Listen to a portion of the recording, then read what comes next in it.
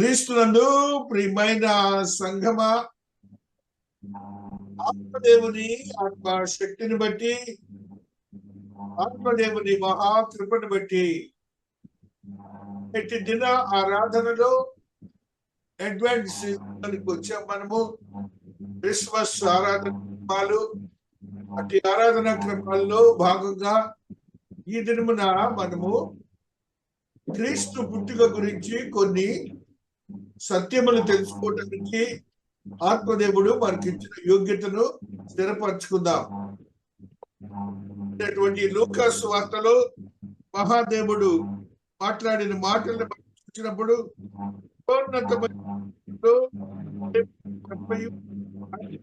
మనుషుల భూమి మీద సమాధానమును కలుగుతాకని దేవుని స్తోత్రము చేయొచ్చు. లూకాసు వార్తలో పాఠ్యభాగంలో మనం చూసినప్పుడు దేవుని యొక్క పుట్టుక గురించి, దేవుని యొక్క అభిమాను గురించి, దేవుని యొక్క సువార్తను గురించి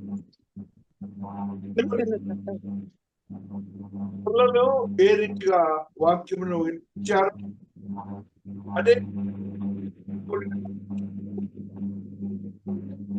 అసలు క్రీస్తు ప్రభువు వారు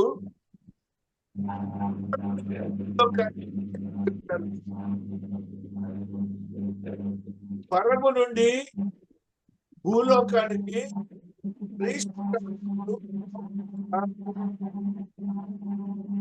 కొన్ని కారణాలు ఉన్నాయి.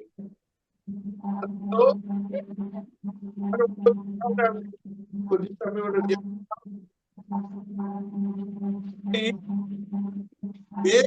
అనేక కొరకు విమోచన వచ్చను.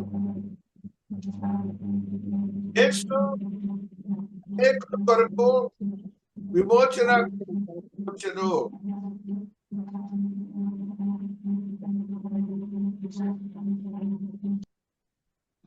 యేసు అనేకుల కొరకు విమోచన క్రయధనముగా వచ్చెను. విమోచన క్రయధనము అని అంటే ఏంటి? క్రిస్మస్ అంటే మనం గమనించాలి. విమోచించుట, విముక్తులను చేయుట,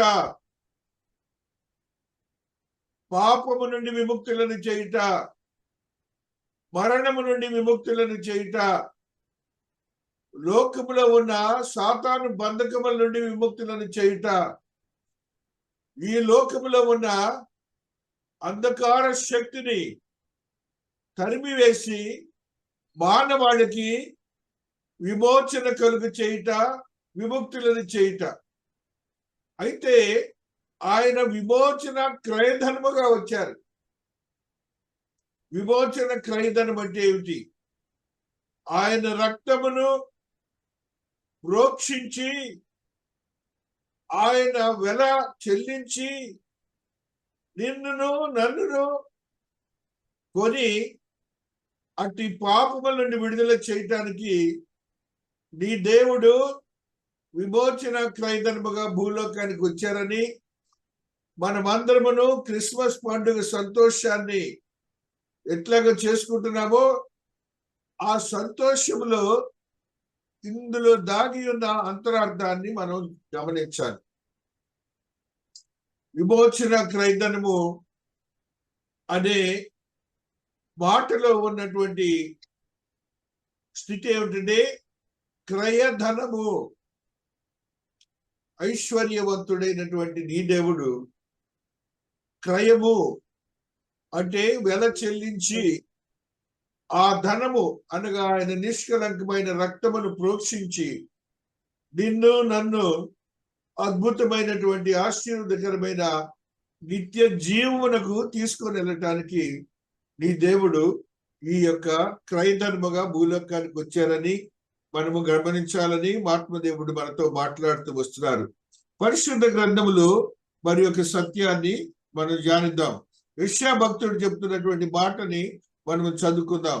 35:9 వచనాన్ని చదువుతూ వస్తున్నాం. 35 9వ వచనాన్ని మనం చదువుకుంటూ వస్తున్నాం. యెషయా భక్తుడు రాసినటువంటి ఈ గ్రంథాన్ని ఈ రీతిగా మనం చదువుకుంటాం. 35:9. అక్కడ ఆ, సింహం ఉండదు, ఆ, క్రూర జంతువులు దాని ఎక్కవు, అవి అక్కడ కనబడవు. విమోచింపబడిన వారే అక్కడ నడుచుదురు. యెహోవా విమోచించిన వారు పాటలు పాడుచు తిరిగి సియోనునకు వచ్చెదరు. వారి తలల మీద నిత్యానందం ఉండును. వారు ఆనంద సంతోషములు గలవారై వచ్చెదరు. దుఃఖమును నిట్టూర్పును ఎగిరిపోవును. ఒకసారి స్తోత్రాలు చెప్పండి. మాటలన్నీ మీరు వినాలి. హల్లెలూయా.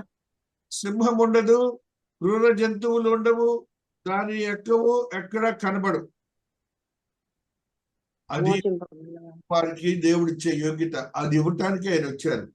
అంకంకాటున చూడండి, విమోచించబడిన వారే వచ్చెదరు, వారు పాటలు పాడుచు వచ్చెదరు. అందరము ఆ గుంపుల వారం క్రిస్మస్ సంతోషాన్ని ప్రకటిస్తున్నాడు.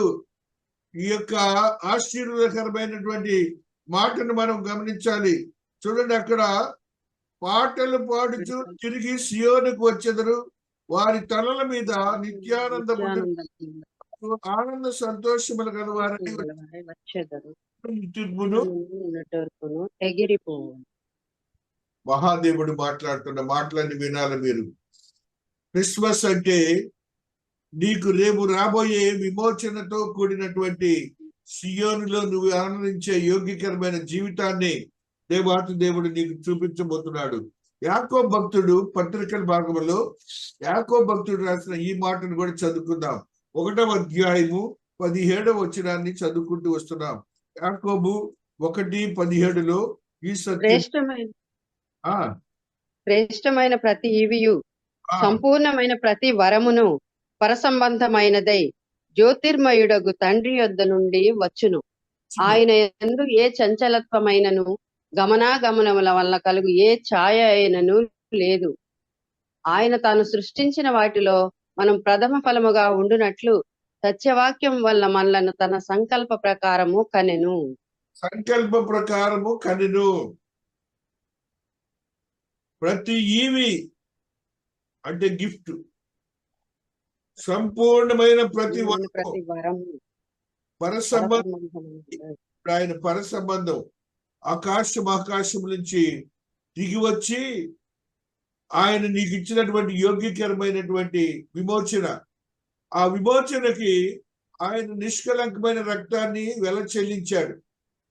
చూడండి, అక్కడే రాస్తున్నాడు. చూడండి, జ్యోతిర్మయుడగు తండ్రి వద్ద నుండి వచ్చును.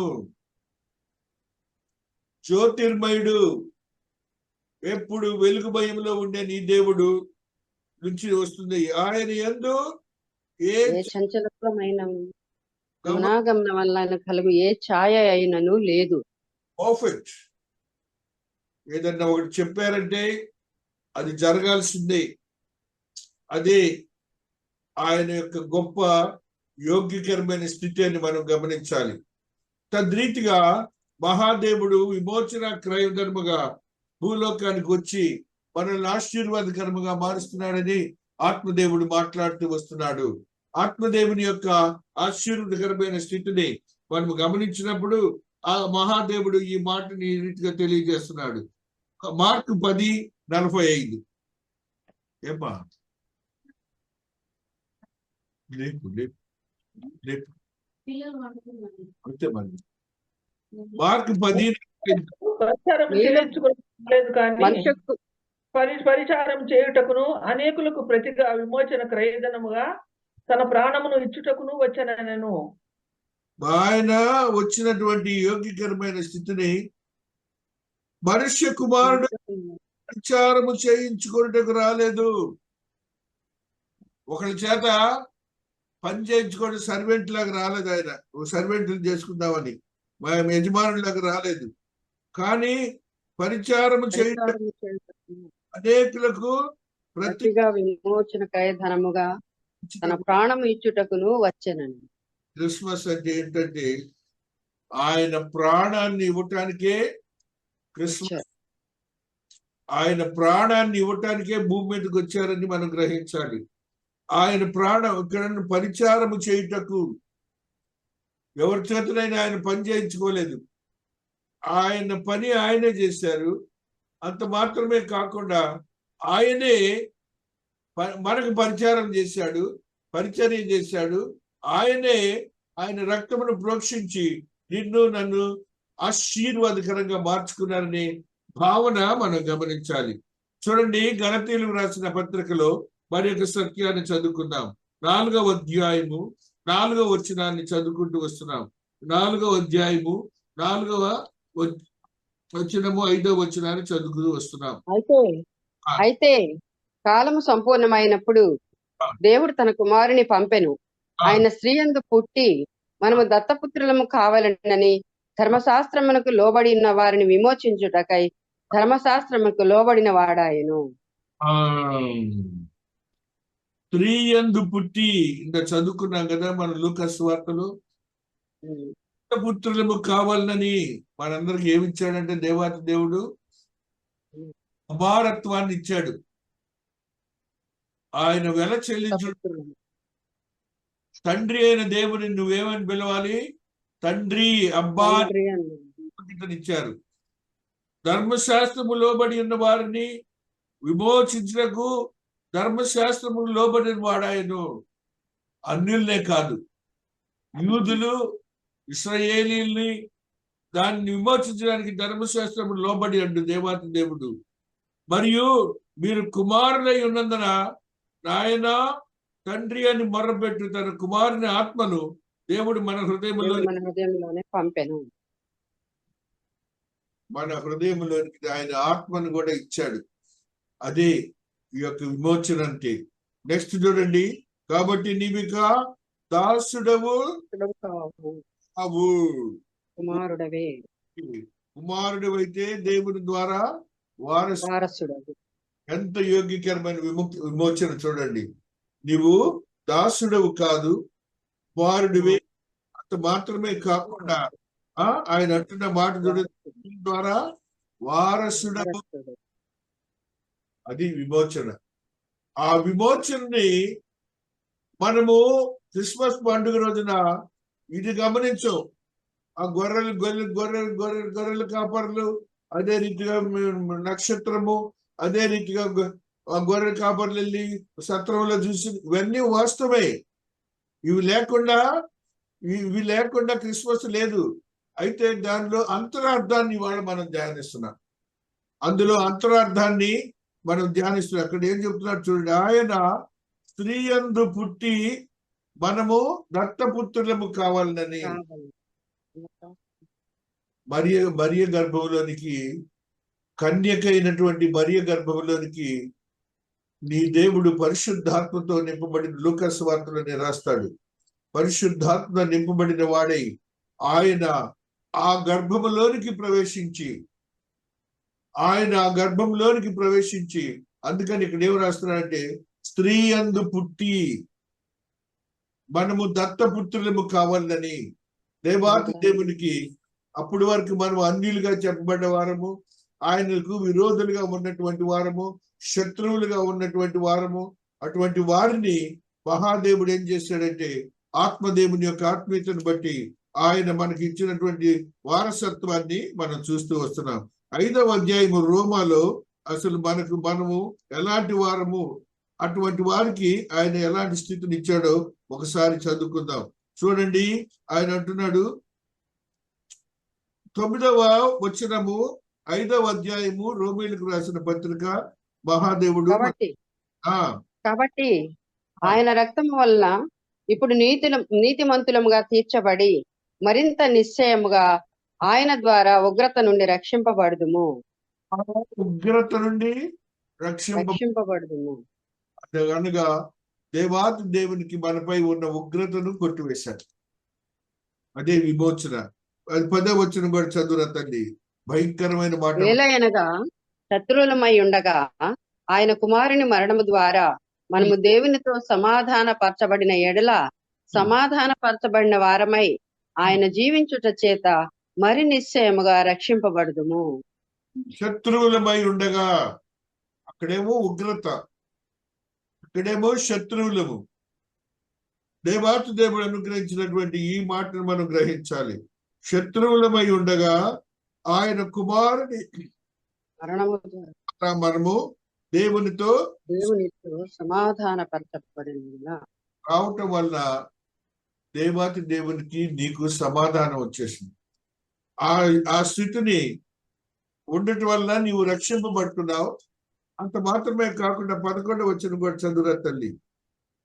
అంతేకాదు మన ప్రభు అయిన యేసుక్రీస్తు ద్వారా మనము దేవుని యందు అతిశయపడుచున్నాము. ఆయన ద్వారానే మనం ఇప్పుడు సమాధాన స్థితి పొంది ఉన్నాము. ద్వారా ఇప్పుడు మనము సమాధాన స్థితి పొంది ఉన్నాము. వచ్చిన వల్ల మనకు వచ్చినటువంటి యోగ్యకరమైన స్థితి ఏంటంటే, మొట్టమొదట ఆయన సన్నిధి నుంచి తరిమి వేశాడు ఆదాము. మనకి ఏ మాత్రం కూడా ఆ ప్రాంతంలో దేవుని సన్నిధిలో స్థానం లేకుండా చేశారు. ఇప్పుడు ఈ దేవుడైనటువంటి యేసయ్య పుట్టుక వల్ల దేవునితో సమాధానం వచ్చింది. దేవునితో నుండి విడుదలై దేవాతి దేవునితో ప్రేమానుభవాలను పొందుకున్నావని మహాదేవుడు తెలియచేస్తూ ఉన్నాడు. అదే రీతిగా హెబ్రీయులకు రాసిన పత్రిక 2వ అధ్యాయము 14వ వచనంలో ఒక సత్యాన్ని చదువుకుందాం. హెబ్రీయులకు రాసిన పత్రిక 2వ అధ్యాయము 14వ వచనంలో ఈ సత్యము లిఖించబడి ఉన్నది.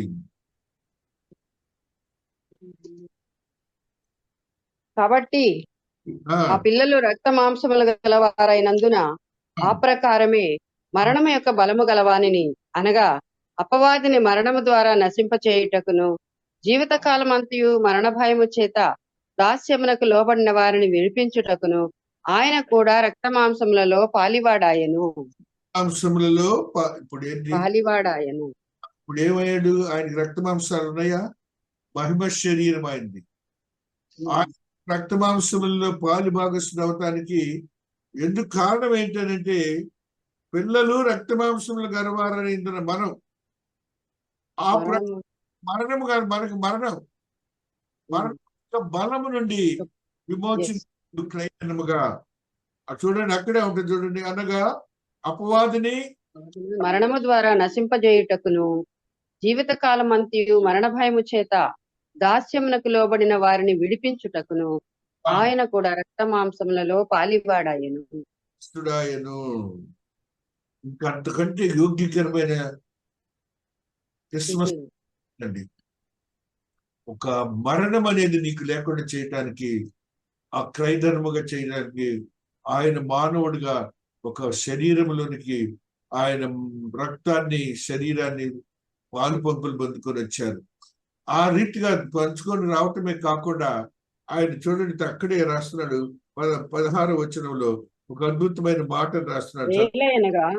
ఏలయనగా ఆయన ఎంత మాత్రమును దేవదూతల స్వభావమును ధరించుకొనక అబ్రహాము సంతాన స్వభావమును ధరించుకొని ఉన్నాడు. ఆయన వచ్చి దేవుడిలాగా జీవించాడండి. ఒకటే చెప్పండి, నా వలే మానవుడిగా జీవించాడు.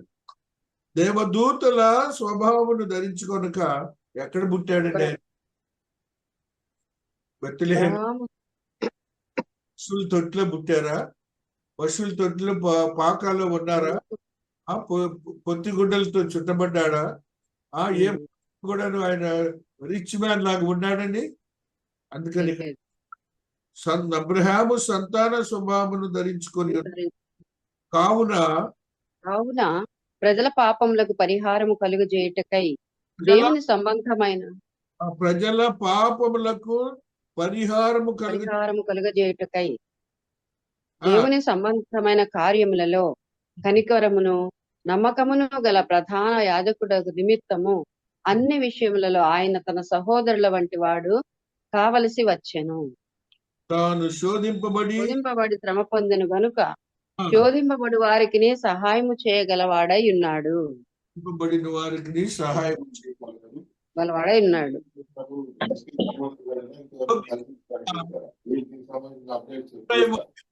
ఆయన నీకు ఇచ్చినటువంటి యోగ్యకరమైన స్థితిని నువ్వు గమనించాలి. నీ దేవుడు చేసిన క్రియలను నువ్వు గమనించాలి. ఆత్మదేవుని యొక్క ఆత్మీయతలో బలపరచబడినటువంటి స్థితిని కూడా నువ్వు గమనించాలి. కాబట్టి ఆ పిల్లలు రక్త మాంసములు గలవారైనందున ఆ ప్రకారమే అందుకనే మరణము యొక్క గర్భంలోనికి రావటానికి కారణం ఏంటంటే రక్తము, నీకున్న రక్తము, నీకున్న శరీరము ఆయన పొంది నిన్ను రక్షించడానికి ఆ క్రయధర్మగా భూలోకానికి వచ్చారని ఆ యొక్క మరణ భయమును ఉన్నటువంటి మానవులందరినీ ఏం చేస్తున్నారంటే దాస్యమునకు లోబడిన వారిని, మానవుడు రక్షింపబడినటువంటి మానవుడు సాతానుడి యొక్క దాస్యానికి లోబడిన వాడు. ఆ దాస్యం నుండి విడుదల చేశాడు నీ దేవుడు. నువ్వు రక్షింపబడ్డావు కదా, నువ్వు బాప్తిస్మం తీసుకున్నావు కదా, నీవు ఆ స్థితి లేదు, దాస్యం లేదు నీకు. దేవుని యొక్క కృపతో కూడినటువంటి స్వతంత్రతను దేవాతి దేవుడు ఇచ్చాడని నువ్వు గుర్తుపెట్టుకోవాలి. అబ్రహాము సంతాన స్వభావమును ధరించుకొని ఉన్నాడు. గొప్ప స్థితిలో చూడండి. ఆ క్రయధనము వలన దేవాతి దేవుడు ఇచ్చినటువంటి యోగ్యకరమైన స్థితిగతులను మనం గమనించాలి. 1 తిమోతిలో ఈ సత్యాన్ని చదువుదాం. 2వ అధ్యాయము 6వ వచనాన్ని కూడా చదువుకుంటూ వస్తున్నాం. 1 తిమోతి 2:6లో ఈ సత్యము లిఖించబడి ఉన్నది. ఈయన అందరి కొరకు విమోచన వేదనముగా తన్ను తానే సమర్పించుకొనెను. దీనిని గురించి సాక్ష్యము యుక్త కాలమందు ఇవ్వబడును. ఈయన అందరి కొరకు, ఒక్కడు కాదండి, సర్వ మానవాళి కొరకు విమోచన క్రయధనముగా తన్ను తానే సమర్పించుకొనెను. మరణాన్ని ఆయనకంతడు ఆయనే. ఆయన ఎవరైనా చంపారండి? లేదు. ఆయనే తన ఆత్మను ప్రాణమును దేవునికి అప్పచెప్పారు, క్రయధనముగా సమర్పించుకొనెను. దీనిని గూర్చిన సాక్ష్యము యుక్త కాలమునందు ఇయ్యబడును. ఎప్పుడు ఇచ్చేది? రేపు దేవాతి దేవుని సన్నిధిలో నీవు వెళ్ళి నిలబడతావే, ఆయన తీర్పరిగా ఉంటారు. అక్కడ జడ్జిగా ఉంటారు ఆయన. అప్పుడు సాక్ష్యం ఇవ్వబడుతుంది అన్నాడు. అది 7వ వచనం కూడా చదువురా తల్లి.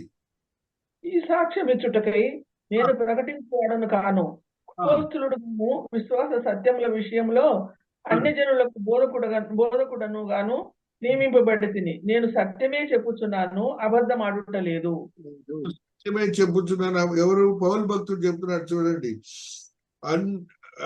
ఈ సాక్ష్యం ఇచ్చుటకై నేను ప్రకటించువాడను కాను, అపోస్తలుడను కాను, సత్య విషయంలో అన్ని జనులకు బోధకుడుగాను నియమింపబడితిని. బోధకుడుగా అనగా ఆ మాటలన్నీ కూడాను సత్యయుక్తమైన మాటలని మనమందరము గ్రహించాలి. మత్తయి సువార్తలో కూడా ఒక సత్యాన్ని చదువుదాం. 20వ అధ్యాయము 28వ వచనాన్ని చదువుకుంటూ వస్తున్నాం. మత్తయి 20:28లో ఆత్మదేవుడు రాసినటువంటి ఈ మాటను మనం ఈ రీతిగా చదువుకుంటూ వస్తున్నాం. అలాగే మనుష్య కుమారుడు పరిచారము చేయించుకున్నటకు రాలేదు గాని పరిచారము చేయుటకును అనేకులకు ప్రతిగా విమోచన క్రయధనముగా తన ప్రాణమునిచ్చుటకును వచ్చనని చెప్పాను. అనేకులకు ప్రతిగా విమోచన క్రయ తన ప్రాణమునిచ్చుటకు వచ్చినని చెప్పాను. ప్రాణం అంటే ఏంటండి? రక్తం. అనేక మంది కొరకు ఆయన రక్తము ఇవ్వటానికి భూలోకానికి వచ్చారు. ఆయన పుట్టుకే మరణంతో నీవు మరణిస్తావని భావంతోనే వచ్చారు. ఆ భావంతోనే ఆ మహాదేవుడు నిన్నును నన్ను రక్షించుకొని ఆశీర్వాదకరంగా మార్చుకున్నాడని, ఆత్మీయతలో బలపరచాలని చెప్తున్న మాటలు మనం గ్రహిస్తాము.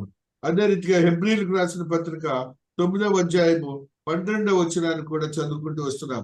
హెబ్రీలకు రాసిన పత్రిక 9వ అధ్యాయము 12వ వచనాన్ని కూడా చదువుకుంటూ వస్తున్నాం. ఏలయనగా మేకల యొక్కయు కోడెల యొక్కయు రక్తంతో కాక తన స్వరక్తముతో ఒక్కసారే పరిశుద్ధ స్థలంలో ప్రవేశించెను. ఏలయనగా మేకల యొక్కయు ఎడ్ల యొక్కయు రక్తమును మైల పడిన వారి మీద ఆవు దూడ బూడిద చల్లుటయు శరీర శుద్ధి కలుగునట్లు వారిని పరిశుద్ధపరచిన ఎడల నిత్యుడగా ఆత్మ ద్వారా తన్ను తాను దేవునికి నిర్దోషినిగా అర్పించుకున్న క్రీస్తు యొక్క రక్తము నిర్జీవ క్రియలను విడిచి జీవము గల దేవుని సేవించుటకు మీ మనస్సాక్షిని ఎంతో ఎక్కువగా శుద్ధి చేయును. నిత్యుడగు ఆత్మ ద్వారా తను తాను దేవునికి నిర్దోషునిగా అర్పించుకొనిన క్రీస్తు యొక్క రక్తము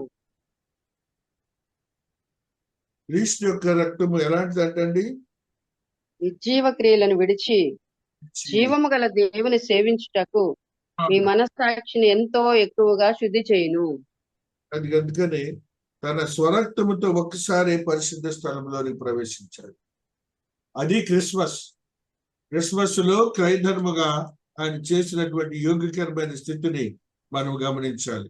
ఆయన ఎందుకని ఇంత గొప్ప స్థితిని చేశాడంటే, కీర్తనకారుడు ఒక మాటను చెప్తున్నాడు. 103వ కీర్తన 8వ వచనాన్ని చదువుకుంటూ వస్తున్నాం. కీర్తనకారుడు ఒక సత్యాన్ని తెలియజేస్తున్నాడు. 103:8 ఉన్న ఈ సత్యం. యెహోవా దయాదాక్షిణ్య పూర్ణుడు దీర్ఘశాంతుడు. యెహోవా దయాదాక్షిణ్య పూర్ణుడు దీర్ఘశాంతుడు కృపా సమృద్ధి గలవాడు. ఎందుకు ఇంత జరుగుతుంది? ఎందుకు ఇంత ద్వితీయ ప్రియ కుమారుని మరణానికి గురి కావాల్సి వస్తుంది క్రిస్మస్ రోజున? మహాదేవుడు తెలియజేసిన మాటను ఆయన ఎలాంటి వాడట? యెహోవా దయాదాక్షిణ్య పూర్ణుడు దీర్ఘశాంతుడు కృపా సమృద్ధి గలవాడు. 9వ వచనం, ఆయన ఎల్లప్పుడూ వ్యాజ్యమాడువాడు కాడు, ఆయన నిత్యము కోపించువాడు కాడు. అంత మంచి దేవుడు నీ దేవుడు. క్రిస్మస్ రోజున ఆయన చేసినటువంటి యోగ్యకరమైన స్థితిని మనం గమనించాలి. ఇర్మియా భక్తుడు కూడా మరి ఒక సత్యాన్ని తెలియజేస్తున్నాడు. 50వ అధ్యాయము 34వ వచనాన్ని చదువుదాం.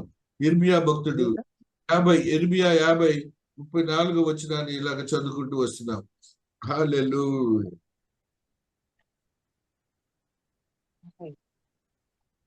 వారి 50:34 వారి విమోచకుడు బలవంతుడు, సైన్యములకు అధిపతి యెహోవా అని ఆయనకు పేరు.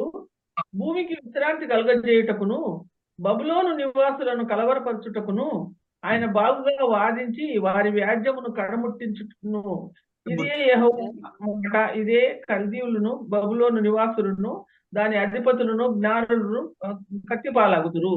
చూడండి ఏమంటున్నాడు?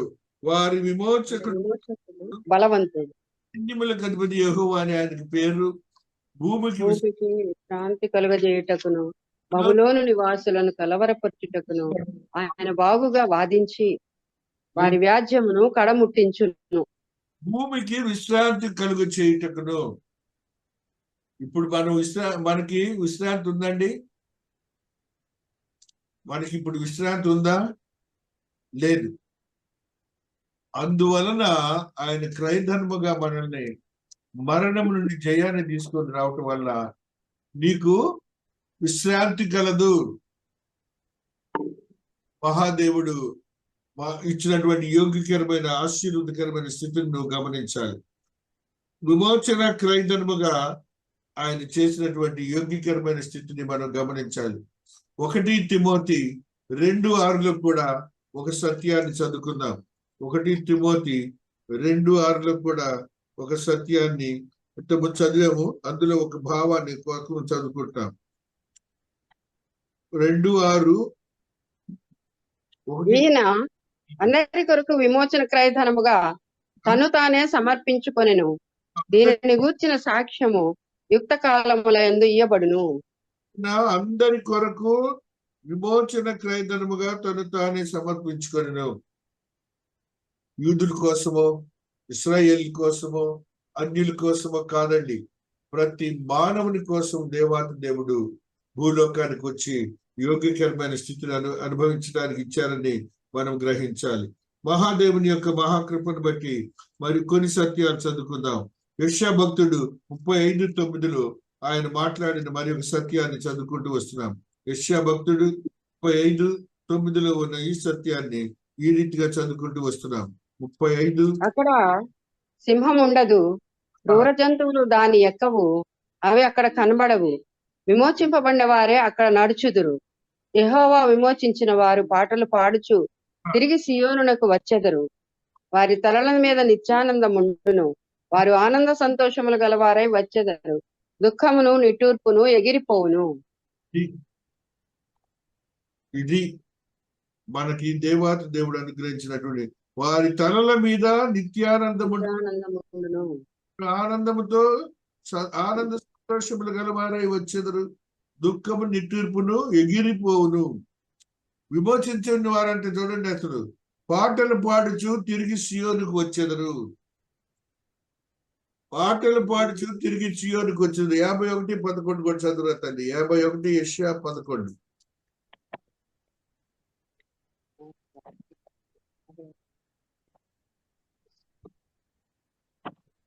యెహోవా యెహోవా విమోచించిన వారు సంగీత నాదముతో సియోనునకు తిరిగి వచ్చెదరు. నిత్య సంతోషం వారి తలల మీద ఉండును. వారు సంతోష ఆనందము గల వారగుదురు. దుఃఖమును నిట్టూర్పును ఎగిరిపోవును. నిట్టూర్పును ఎగిరిపోవును, తొలగిపోవును. అది క్రిస్మస్ అంటే. అందుకు ఎగిరిపోవును అన్నాడు. క్రిస్మస్ అంటే సంతోషం. ఎందుకు ఆ రోజు మనమే ట్రెడిషనల్ గా అది కాదు. ఎందుకు మనకి దేవాతి దేవుడు ఇచ్చినటువంటి యోగ్యకరమైన ఆశ్చర్యకరమైన స్థితి. అలాగనే విమోచించిన వారందరూ ఎవరెవరు ఉంటారని కొన్ని చదువుకొని ముగించుకుందాం. ప్రకటనకారుడు 5వ అధ్యాయము 9వ వచనంలో తెలియజేస్తున్న ఈ మాటలు చదువుకుంటున్నాం. ప్రకటనకారుడు ఆ పెద్దలు, నీవు ఆ గ్రంథమును తీసుకొని దాని ముద్రలను విప్పుటకు యోగ్యుడవు. నీవు వధింపబడిన వాడవై నీ రక్తం ఇచ్చి ప్రతి వంశములోను ఆయా భాషలు మాట్లాడు వారిలోను ప్రతి ప్రజలోను ప్రతి జనములోను దేవుని కొరకు మనుష్యులను కొని మా దేవునికి వారిని ఒక రాజ్యముగాను యాజకులనుగాను చేసితివి గనుక వారు భూలోకమందు ఏలుదురని క్రొత్త పాట పాడుదురు. జరుగుతుంది అదే. మనం భూలోకమందు ఏలుతున్నాం.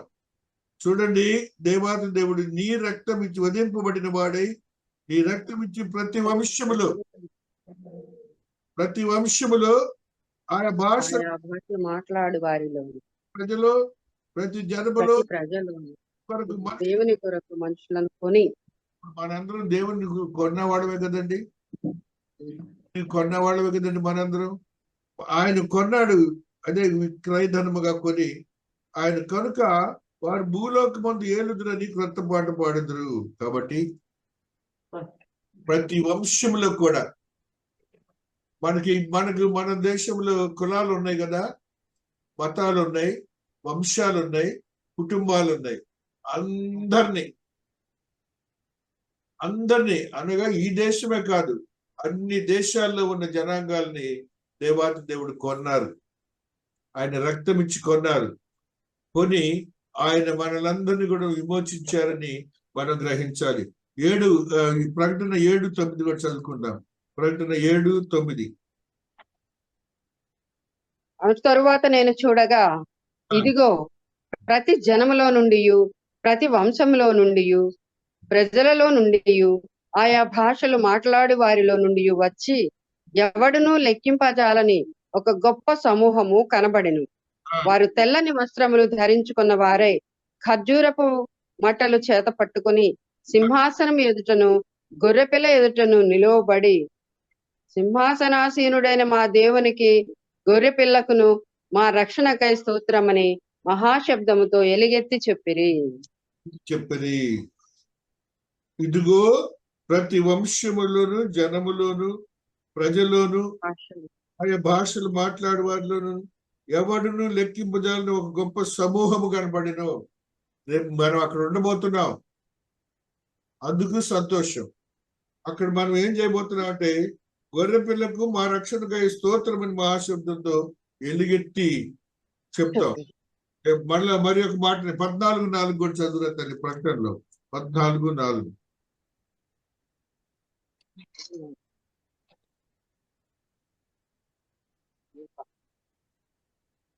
వీరు స్త్రీ సాంగత్యమును అపవిత్రులు కాని వారును స్త్రీ సాంగత్యమును ఎరుగని వారై ఉండి గొర్రెపిల్ల ఎక్కడికి పోవునో అక్కడికెల్లా ఆయన్ను వెంబడింతురు. వీరు దేవుని కొరకు గొర్రెపిల్ల కొరకును ప్రథమ ఫలముగా ఉండుటకై మనుషులలో నుండి కొనుక్కోబడిన వారు. వీరి నోట ఏ అబద్ధము కనబడలేదు. వీరు అనింజులు. ఇంకో గుంపు, ఏ గుంపు ఇది?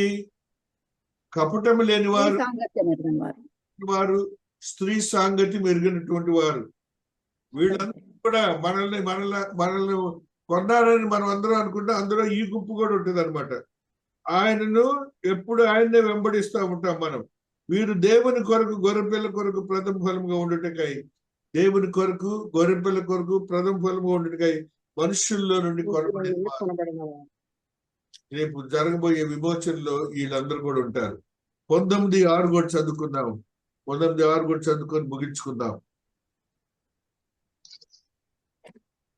అప్పుడు గొప్ప జనసమూహపు శబ్దమును, విస్తారమైన జలముల శబ్దమును, బలమైన ఉరుముల శబ్దమును పోలిన ఒక స్వరము, సర్వాధికారియు ప్రభువునగు మన దేవుడు ఏలుచున్నాడు, ఆయనను స్తుతించుడి. గొర్రెపిల్ల వివాహోత్సవ సమయము వచ్చినది, ఆయన భార్య తన్ను తాను సిద్ధపరచుకొని ఉన్నది గనుక మనము సంతోషపడి ఉత్సహించి ఆయనను మహిమపరచదమని చెప్పగా వింటిని. పిల్ల వివాహ మహోత్సవం సమయం వచ్చినది. మనందరం రేపొద్దున యేసయ్య వివాహ మహోత్సవ సందర్భానికి ఈ వధు సంఘముగా మనం వెళ్తున్నాం. వధు సంఘముగా దేవాది దేవుని వివాహ మహోత్సవానికి వెళ్తున్నాం. మనము వధువుగా వెళ్ళబోతున్నాం, ఆయన వరుడుగా ఉండబోతున్నాడు. ఎవరు? ఆ పశువుల ఉన్నారే, శిశువు పొత్తి గుడ్డలతో చుట్టబడ్డారే, ఆ శిశువు ఏ తొట్టిలోనైతే ఉన్నారు, పశువుల పాక తొట్టిలో, ఆ శిశువు రేపొద్దున వరుడుగా ఉండబోతున్నాడు. నీవు నేను వధువుగా వెళ్ళబోతున్నావు. మహాదేవుని యొక్క యోగికరమైన స్థితి ఏమిటంటే విమోచన క్రైదర్మగా వచ్చాడు. వచ్చి ఇంత గొప్ప కార్యం చేయటానికి క్రిస్మస్. అందుకే క్రిస్మస్ ని హ్యాపీ క్రిస్మస్ అంటారు. హ్యాపీ క్రిస్మస్ అంటే ఇంత లోతు అర్థములతో కూడినటువంటి క్రిస్మస్. ఈ క్రిస్మస్ ని మనం సంతోషించాలి. దేవుడు ఈ పరిశుద్ధ వాక్యమును దీవించి ఆశీర్వదించును గాక. ఆమేన్.